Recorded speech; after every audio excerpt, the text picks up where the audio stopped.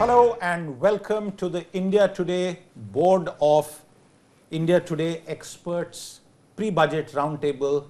A very warm welcome to all of you. With me, my colleague MG Arun, the Executive Editor of India Today, and with us, a bevy of experts amongst the best in India to discuss what lies ahead in Budget 23-24.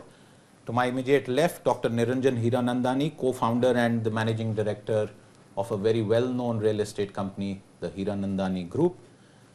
To our right, Dr. Ajit Ranade, the Vice Chancellor of the Gokhale Institute of Politics and Economics at Pune. With us, Dr. D.K. Joshi, Chief Economist at CRISIL. Madan Sabnavis, the Chief Economist at the Bank of Baroda. Sunil Badala, the Partner and National Head, BFSI Tax, and tax is very important, and he's from KPMG India. And finally, Vivek Kumar, Economist at Quant Eco Research. What we are going to do today on this expert roundtable is to try and set the priorities for Budget 23-24. And while the political economy of the budget is really the last full budget of the present second term of the Modi government, there's a lot that India's economy needs at a time when the external environment is extremely challenging. So MG Arun and I are trying to get our experts to speak about what their priorities are, and to start, I'll request Dr. Hiranandani to tell us that one single big priority that he expects the finance minister to focus on, and then we'll get everyone to make their opening remarks. Over to you, sir. Thank you very much. I think the challenge of the budget is definitely there, because there are so many people demanding lots and lots of things. But two things I believe are going to be most important. The individual. I think a lot of investments we talked about to the corporate entity, but the maximum marginal rate of tax for an individual who does very well is only 42%. Now 42% as distinguished from 15 and 25 for the corporate entities, 35 for the partnership and other things. I think it means that a person, individual who actually is entrepreneur, has to create companies, partnerships and others in order to reduce his tax. Somewhere down the line, I think this needs a correction definitely, okay. Which needs to start off with. The second part is, I think, the investment required in the economy. I think the amount of investment needed has to be doubled. Okay. There is no other way but to do that, because unless we don't do that, we need to get into a double-digit GDP growth in the next 3 years. To achieve that, investment has to come from the government, from the private sector and combined. Yes, they are doing it. They need to do more. They need to do more. MG, we'll get Dr. Ranade.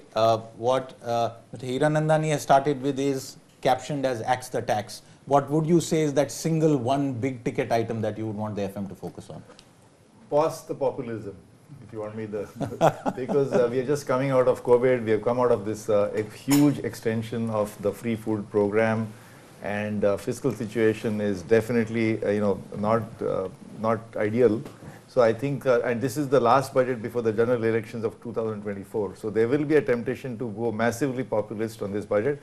So if you want a one-liner from me, pause the populism. But if you will permit me half a minute more, I think we need to focus, as Mr. Hiranandani said, we definitely need a huge upswing on the private sector capex, capital spending, investment spending.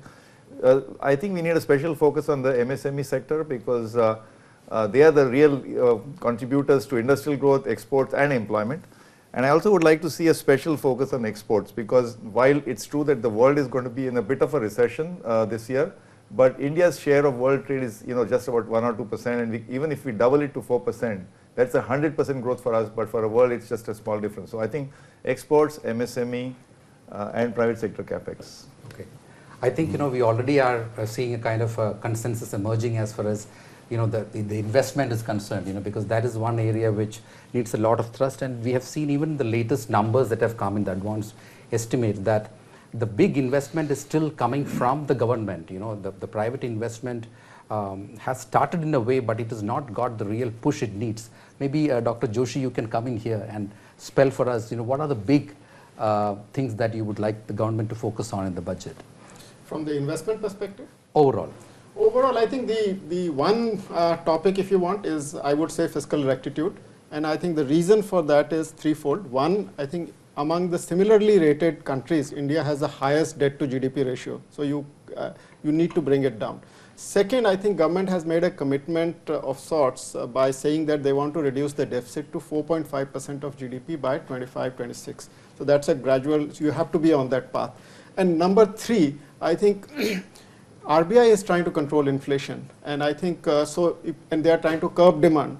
If you become fiscally irresponsible, so to say, then you will be working against that. So I think you need to have a policy which is complementary to RBI's policy of controlling inflation. I think this doesn't mean don't do investment. This only means, I think what Ajit was saying, I think curb populism so that you have money to spend on investment. Madan, that's very same question to you, that big one ticket item. I think the big ticket item will be that the government needs to look at the salary class, because we've seen almost every year the government says, look, our hands are tied and we'll wait for another year. So that's been happening around 4 or 5 years.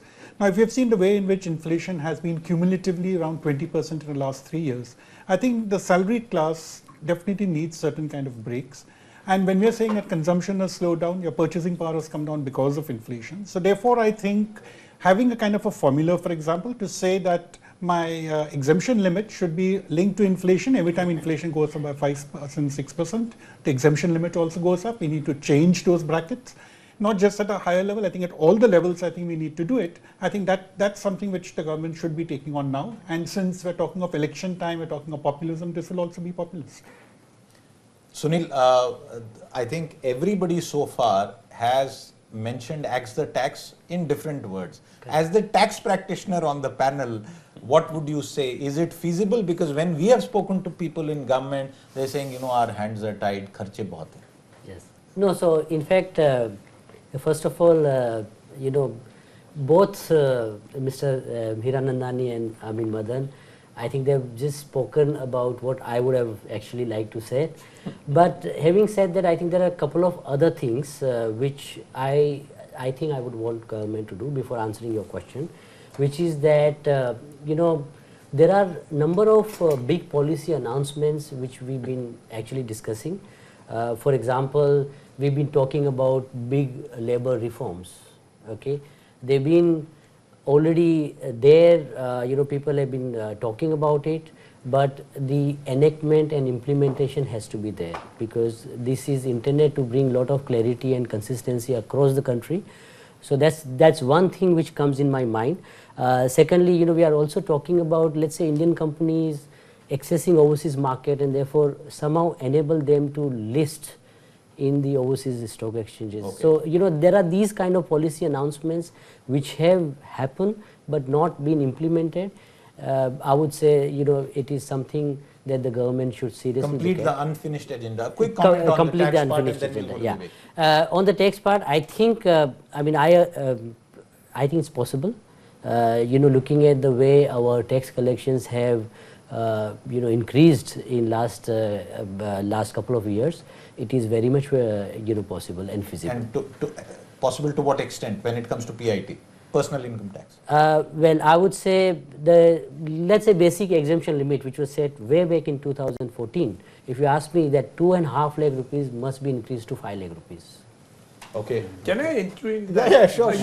I mean, I'm of a different view. Taking the cue from what you said, I want to just change it.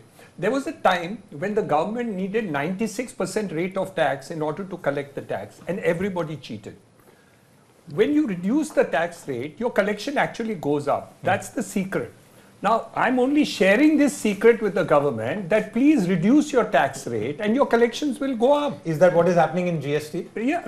You see, you see, the GST is a different matter. I'm talking about the direct tax. We'll talk about GST separately. I've got some views on that. But what I'm saying for the budget at this point of time, if you reduce the tax rates from this 42%, from this 25% to 24%, 23%, and 35% to the others, your actually collection. There are people, I'm telling you, a lawyer friend of mine in March last year said, please don't send me the bill. I said, you will not send the bill? He said, Arey, 42% tax hai. please send it to me in April. At least I'll get some time to pay the tax. In reality, he was telling me, the tax rate at an individual is ridiculous. And he was complaining like mad, and he spent 15 minutes complaining about his tax, and he spent only 5 minutes on my matter.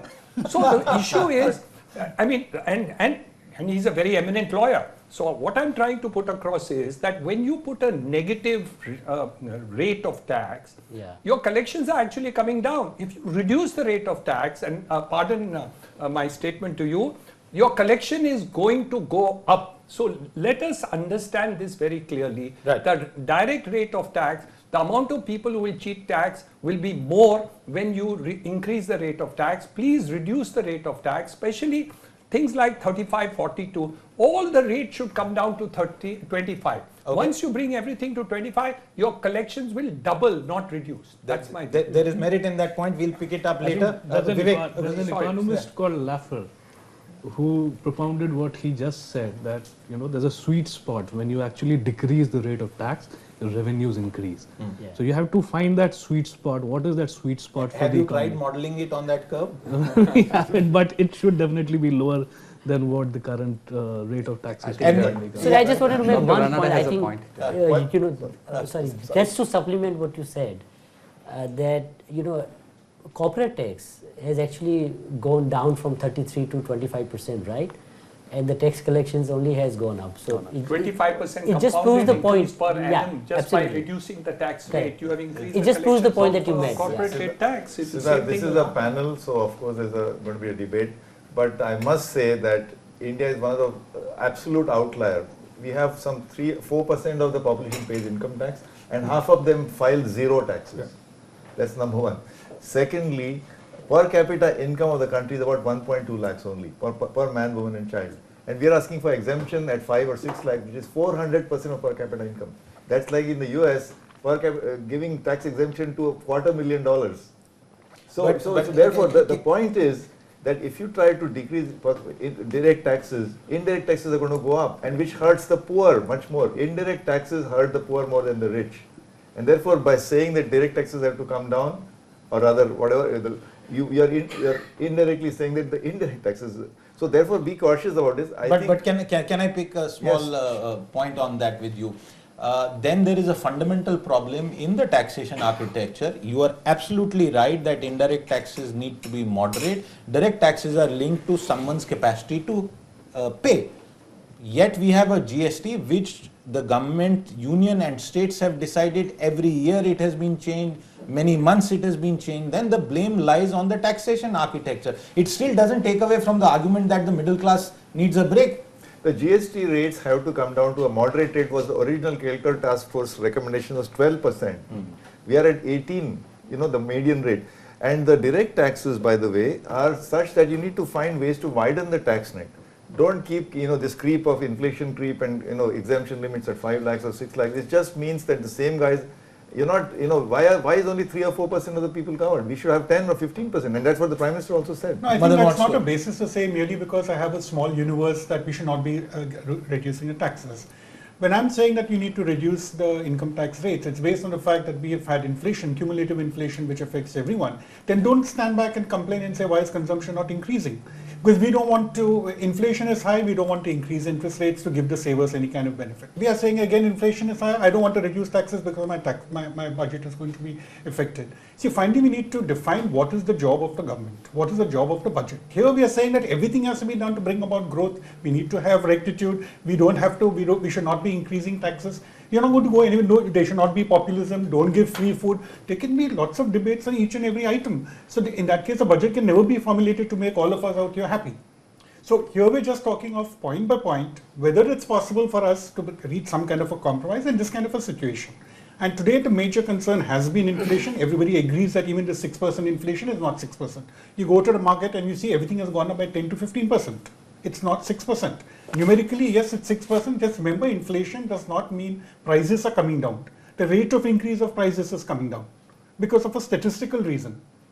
Absolutely. Okay, most of the corporates in their results have already mentioned in their commentaries that we are in the process of passing on higher input costs. My toothpaste could be becoming more expensive. Right. My shaving cream is going to become more expensive.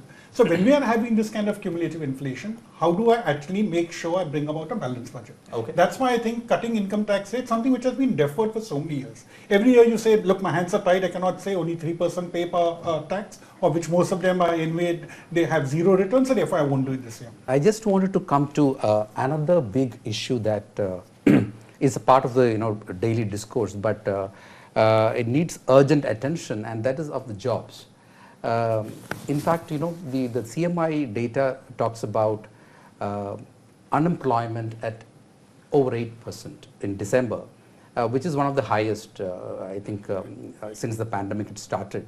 But we narrowed down a little bit to find out where are the pressure points within this, and we found that between the age group of 20 to 24, the unemployment is highest. For December, it was around 47-48%, and and this compared to pre-COVID, which was just around 20%, which means that COVID has had a huge impact on employment, and we need to create certain ways in which we can really address the kind of people who are coming into the labor force, which could be in millions every year. So I think maybe Dr. Joshi can come in. What is your larger view on what are the key measures the government should do to address this particular issue? Well, I think you are absolutely right. I think, but one problem is that you're talking about CMI data, but we don't track unemployment well in this economy. I mean, there's unemployment, there's underemployment, and I think these are only partial measures that we respond to. So we need, first of all, we need a measure of unemployment. I think the statistics department has to be focused on that. Apart from that, I think it's not very difficult to assess that there is a job problem. I mean, because number one, I think the number of people who are coming into the job market are increasing. Over the next 10 years, our birth rate is falling, but still we'll add about 100 million to the working age population, which is actually 22% of the global incremental increment in the workforce. So that's a massive increase that is taking place. At the same time, the economy is becoming less labor absorptive. What I mean is that to produce 1 unit of GDP, you need less people now. So you need to grow much faster if you want to absorb those people. So this is the challenge. Now, I think the sector, from a sector perspective, the sector which is most labor absorptive, I think is without agriculture, is construction sector. Still, I think it remains, because although construction is getting modernized, but I think it is able to absorb semi-skilled and unskilled people still in the hinterland. The most in any other sector. Yeah, perhaps. And it almost employs as many people as the manufacturing does. So that is number one. Number two, I think within manufacturing is the standard prescription that you need to get more focused on textiles, etc., where there is still an opportunity to export, etc. So that is, now coming to the third element of job creation, I think services, within services, there are areas which are very labor intensive, which is health, education, and hospitality. Now, I think if we push these up, if you push health and education up, not only you create jobs, but you also make your labor force more educated, more employable. I think so. All these things put together, I think, will help you in reducing the pain that comes from reducing labor intensity of the economy. And here, I think also what is important is the production itself has become capital intensive, I think partly because of the labor laws. I think the manufacturing is becoming more automated because automation is less painful than having employees. I mean, if you can't handle them. So I think if you put all these things together, what I would say is that there are ways in which you can do it, but I think you'll have to, but there is very little scope of addressing this problem. Yeah, sure. A couple of quick points. Budget is not a forum for creating jobs, number one. Two, jobs are generally created in the private sector. Now, when we look at, I'm looking at just the organized corporate sector, look at the annual reports which give you the head count. Earlier, we used to see growth of around 5 to 6%. Since pandemic, the growth, it fell into 2021, 22, it's around 2%, which obviously means jobs are not being created. And I think that's the fundamental issue. I need to have growth, growth is what is going to engineer greater employment opportunities. And I think today with companies also preferring technology rather than having human beings for whatever reason it is, we are always going to have this problem. But if we don't tackle this issue, we will again have this thing of, say, for the last 5-6 years, we're saying consumption is not increasing. So notwithstanding the fact that Ajit says that we should not be lowering the tax rate, I think we need to give, no, because if you see finally growth gets affected, why? Because investment doesn't take place. Investment doesn't take place because I have surplus capacity. Why do I have surplus capacity? Because consumption is not growing. Why is consumption not growing? Income is not growing. Why income not growing? Jobs are not there. So how do we actually get out of this entire circle? That's what let's open it up. I'll take Ajit. Let's remember, Siddharth, that jobs are not going to be created by the Ambanis or Adanis or Tatas or Birlas or even in the armed forces. But by Hiranandani, yes. It's going to In fact, my data shows a construction. They're going to be created by small enterprises. See, if you want jobs to grow, you want enterprises to grow. That's why you come back to half of industrial output, half of our exports, half of our employment is generated at the small scale. And those guys are struggling pre-COVID and certainly post-COVID. So the MSME sector, we call it MSME, it's a fancy acronym, but basically there are 63 million enterprises in India, of which 99% are small enterprises. In fact, even for construction, there are these vendors and ancillaries, they supply. So let's focus on where the pain point there. That's where the jobs are going to be created. Let him end that after. I agree with Ajit on the MSME, but I'll just focus on real estate for a moment. Let me give you 2 stories on that. 20 years ago, when we wanted 100 skilled workers, I would get 500 to come to my site. Okay. Today, when I want 100 skilled workers, I don't get 20. Beautiful point. So the problem is, on one side, you're talking about unemployment. On the other side, I'm not getting skilled workers. Yeah. So that's a major problem. I have to interrupt you here and put it in context for the audience. Yes.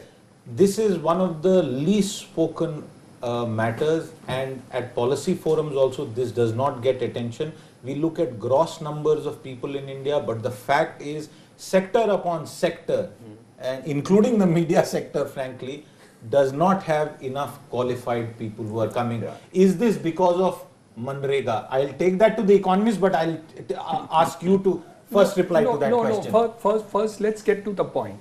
The point is, your 1 rupee, 100 rupees put into the real estate sector gives you 1,000 times more employment than putting it into the manufacturing sector because of automation and other things which has taken place. But it can't be an either or debate. No. Manufacturing has to be number one. Right.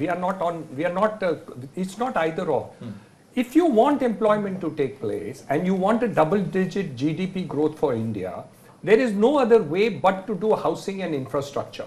So if China did a double-digit growth at Does China have Manrega, sir? I want you to say this because you have raised an extremely important point. But let's not go into controversy. First, let's get to the reason, the truth of the real estate sector, and I'll answer Manrega separately. Okay. The truth of the real estate sector is that you haven't pushed it good enough.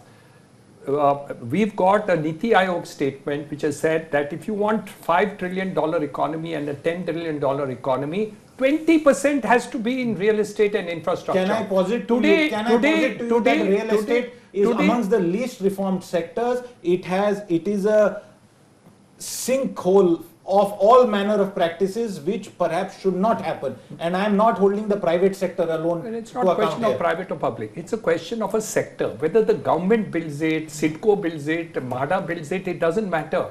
I don't care who builds it, including Mr. Ambani and Adani. It doesn't matter who builds it. Whether Hiranandani builds it or anybody will. The question is, half my city, the richest city in the country, Mumbai, has 50% people living in jhopatpattis who half of them can afford to buy a house of the size which they stay. We don't have a program by which we give them the houses. We have talked about it 25 years ago. We talked about it 10 years ago. I was part of the drafting of the national housing policy. We are not doing enough. With that, it's a wrap on this. If you have watched this show, thank you very much. We'll be back with more. Till then, goodbye.